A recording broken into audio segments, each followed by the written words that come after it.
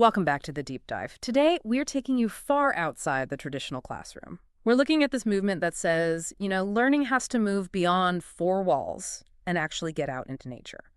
We'll be examining the really powerful evidence for outdoor learning and what are called nature-based solutions. And this is more than just a preference. It's really a conversation about structural change. And there's a real paradox at the heart of it.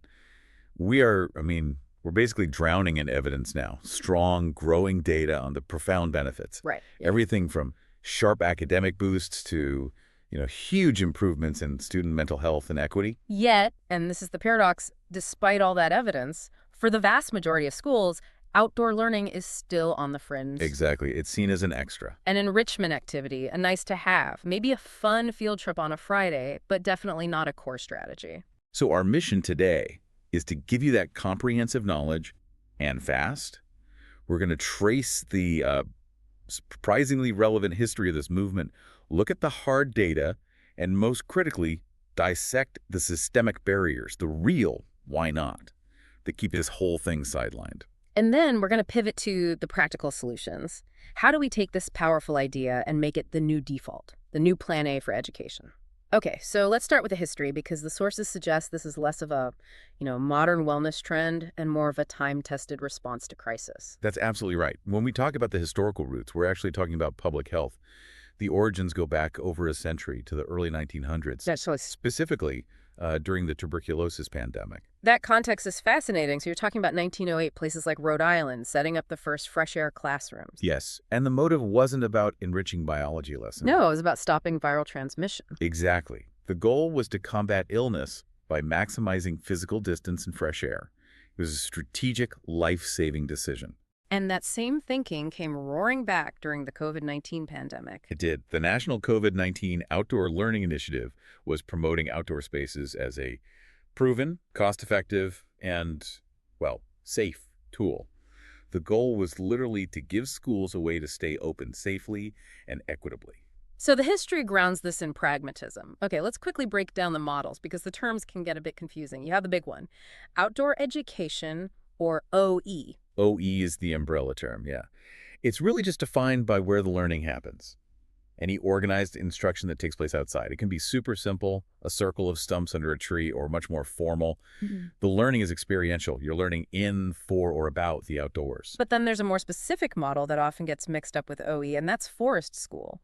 Right, and forest school is a different animal. It's rooted very deeply in Scandinavian philosophy, specifically something called friluftsliv. Which means? It's roughly free air life. And the critical thing here is it's not a one-off field trip. It's a long-term, regular, child-centered process. And what's the focus of that process? It's all about holistic growth, social, emotional, spiritual, physical, intellectual. And it's driven mostly by play and supported risk-taking. So unlike OE, which might focus on a science lesson, forest school is about the child's continuous relationship with a place. I see. So it's about identity and connection over time. Exactly. And connecting all of this is the underlying framework, nature-based solutions, or NBS. Which must sound a little jargony. It can, but think of it as the infrastructure perspective. You're using natural systems, green schoolyards, school gardens, to solve problems, including the problem of learning itself.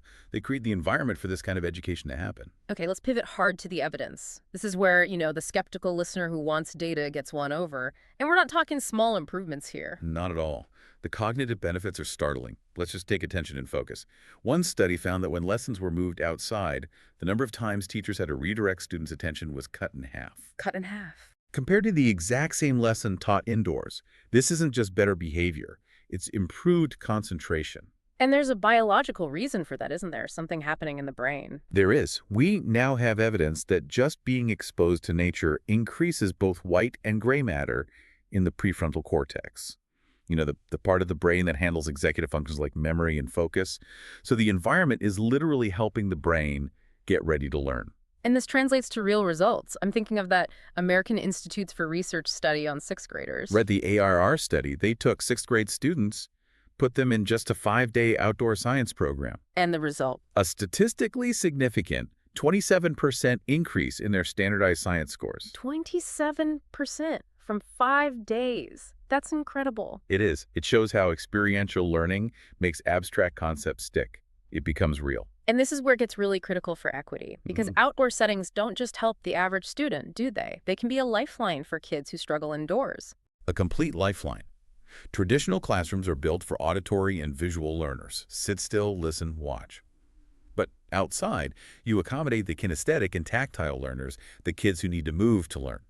And that's why students who might be labeled underachieving or English language learners or kids with ADHD, they often just thrive outside. Tell me more about the social and emotional side of this. Schools are really struggling with student mental health right now.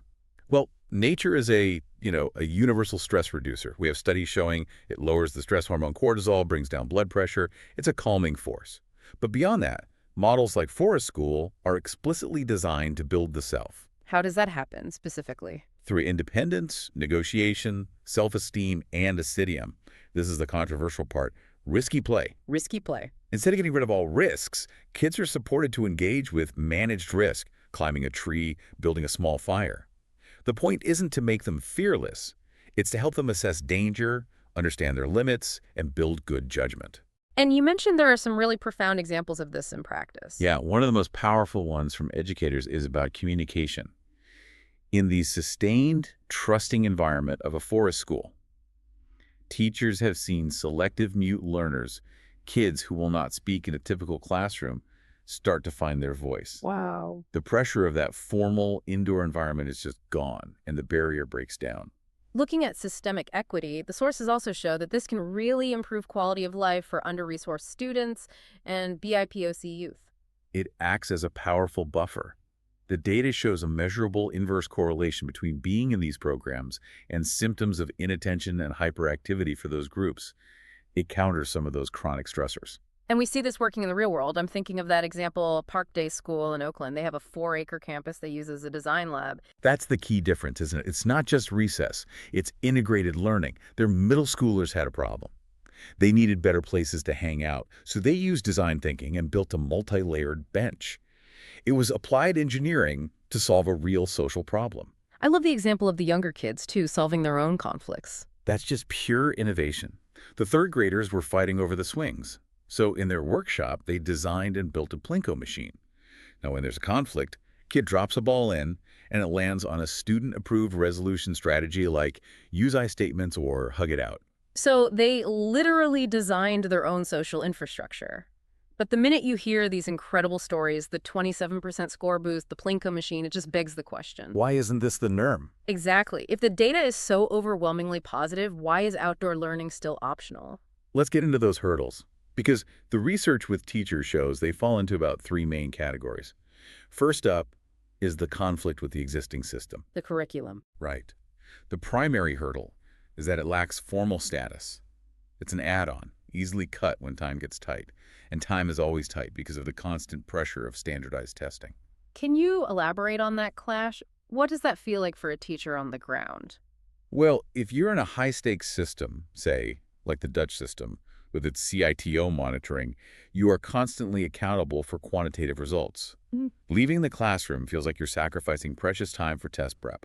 Outdoor learning is emergent, it's spontaneous. Standardized testing demands a rigid, linear curriculum. So there's a fundamental tension there. A huge one. And lack of time becomes the ultimate excuse because the system punishes you for being spontaneous. And then there's the teacher confidence issue, which seems much more psychological. It's massive. Most teachers were trained to teach indoors. You take them outside, and they often feel a fear of losing control. They worry about managing an unstructured space, not being able to see every kid at once. It requires a completely different mindset. And finally, the practical on-the-ground problems. Those are always there. Maintenance is a big one. Green spaces, if they aren't designed well, they deteriorate fast. Some teachers have a great phrase for it. Child erosion. Child erosion, that's vivid. It perfectly captures the reality. Then you add administrative hurdles, Yeah. all the paperwork for a simple walking field trip, and the constant need for funding, for tents, for materials, and of course, the weather. A bit of rain is an easy excuse to stay inside. The easiest excuse. Yeah, go The ahead. whole system is really designed to keep learning inside, even when all the data says the opposite. Okay, so let's move to the solutions. What did these pioneering educators find that actually works to break through all that? Well, the most effective shifts began with mindset. And they were surprisingly simple. Teachers who succeeded just adopted a just-do-it attitude, a decisive mind that made going outside a routine, a habit, whether the weather was perfect or not. So routine over perfection. Exactly. And the second huge shift was trusting the students.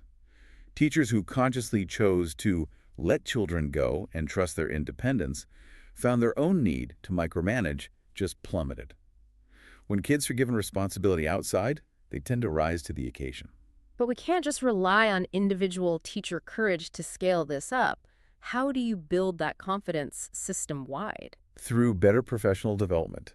So much of the training right now misses the mark.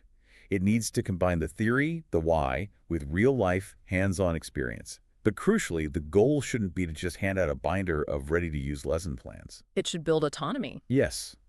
Good training should enable teachers to generate their own ideas, to link the outdoors to their curriculum and their learning goals. That's what makes it stick. And we saw how teamwork helps too. Things like developing communal outdoor learning cards or having a few pioneers on staff who champion the practice. Building that communal structure is essential so it doesn't feel like this lonely individual burden. But if we're talking big picture, what we really need is a paradigm shift in how we even talk about nature-based solutions. Okay, so what's that jargon barrier we have to get over? The term NBS itself is, let's be honest, awkward. It's abstract. It sounds like policy speak. To get real traction, we have to recast it, move away from concepts like improving ecosystem services to something tangible and compelling. So you don't just talk about a tree planting policy, you talk about the tree. This tree gives shade to your classroom and is a home for 3 species of birds. Right, making that emotional, visceral connection like that story from Melbourne. Precisely. The city gave its trees email addresses to report damage, and instead, people sent thousands of love letters to the trees, thanking them for shade or beauty. That emotional connection is the power source. And how do we make sure this isn't just a science topic? How do you integrate it everywhere? By rooting it in local lived experience. Take a consumer item everyone gets. Chocolate. We know a single kilogram of chocolate production results in about 47 kilograms of CO2 equivalent emissions. Mostly from deforestation. Right. So that's your math and your climate science. Then you look at the solution. Agroforestry, which integrates trees with crops. And suddenly that's your economics, your geography, and your sustainable design lesson. It moves NBS from an abstract idea to a real process for change. So what this all means for you, the listener, is that the evidence is clear. Outdoor learning isn't a luxury. It's not just nice to have. It's a core necessity that boosts academic equity, improves mental health, and fosters environmental stewardship all at the same time. It solves multiple problems at once. It really forces us to redefine what a successful education even looks like.